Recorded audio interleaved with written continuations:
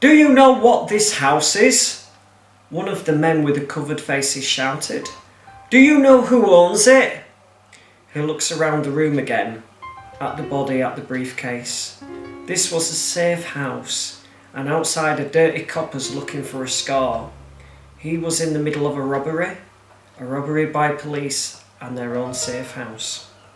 He hears the front door kicked in and then the back door. There is nowhere to run now. He walks slowly out of the security room and looks around. He sees a torch being shined into the room. He runs to the wall. A masked man walks in and he hits him hard on the head with a crowbar, knocking him out. "There's nowhere to run," the same voice shouts. "Stay where you are and we'll be in and out as quick as a flash." He sneaks out of the room and into the main hallway.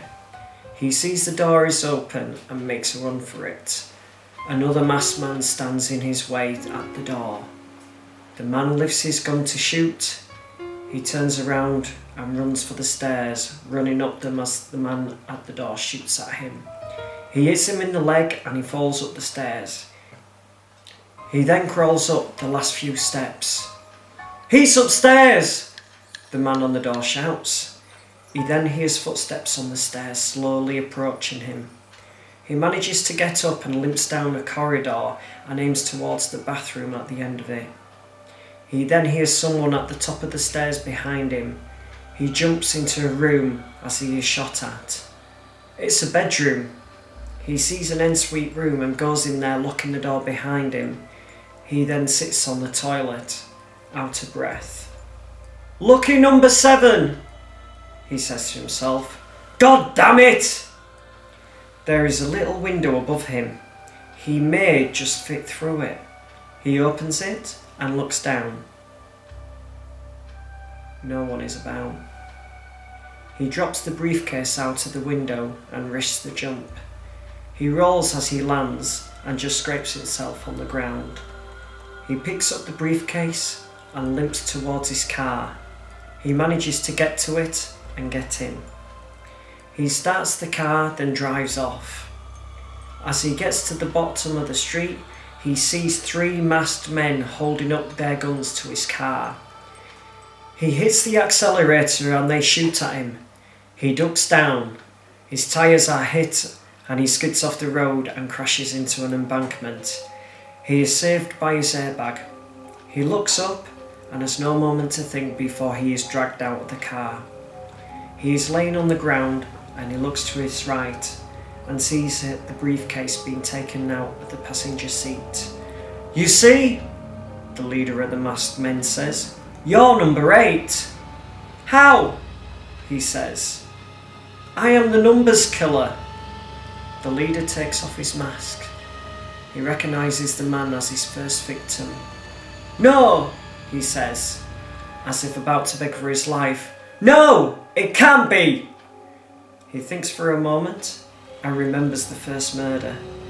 He lights a match as victim number 1 lies on the bedroom floor with his back leaning on the bed. He then lights his cigarette and takes a couple of drags. "1, he says. "You are number 1 and there will be many more to come." Victim number 1 takes a cross from his pocket. He kisses it and starts to pray. "Do you indeed decree what is right, you gods? Do you judge people fairly? No, in your hearts you devise wrongs. Your hands deal out violence on earth. Ain't no God gonna save you, priest." He then bends down and puts his cigarette out on the priest's face. The priest screams, "Ah! Oh God! Break the teeth in their mouths. Tear out the fangs of the young lions, O Lord. Let them vanish like water that runs away." I don't usually rob religious places, but this place earns hell of a lot of money. You see, I have 6 more jobs to do this week. Gotta do what you were told, Padre. He then straightens and turns around to pick a bag of money up and walks out of the room. The priest is still praying. "The righteous will rejoice when they see vengeance done. They will bathe their feet in the blood of the wicked. He then stops at the bedroom door and turns round. Shit! One more thing! He takes out a knife and walks back over to the priest. He then shoves the knife up to the priest's head from just beneath the chin. He takes the knife out and the priest lies dead on the floor with blood pouring from his neck, mouth and head. He then walks out of the room. He is leaning against his car. He gets out a cigarette and lights it. You're a goddamn vengeance prayer. Victim number 1 approaches. He bends over to look at him in the face. He takes out a knife and puts the blade through his head from beneath the chin. He can see for a brief moment fire and brimstone as he slides to the floor dead. People will say, surely there is a reward for the righteous. Surely there is a God who judges on earth.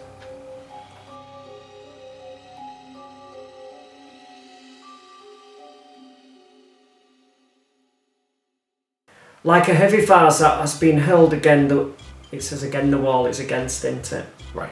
Okay. That was a typo by whoever wrote that. It wasn't me. So go back again. Right. Picked up a packet. Say again. Thanks. Tiny strips of skin now suck to the... There were no other dwelling. Silver cutcher... That's it. Do you know what this house is? One of the men with the coat. I pressed the button and it scrolled down. Whoops. Filthy. Yeah. Right. Had to wait for the seagull. He then shows the knife up to the... shoves. The end. Or is it? Yeah, it is. Thanks. Good.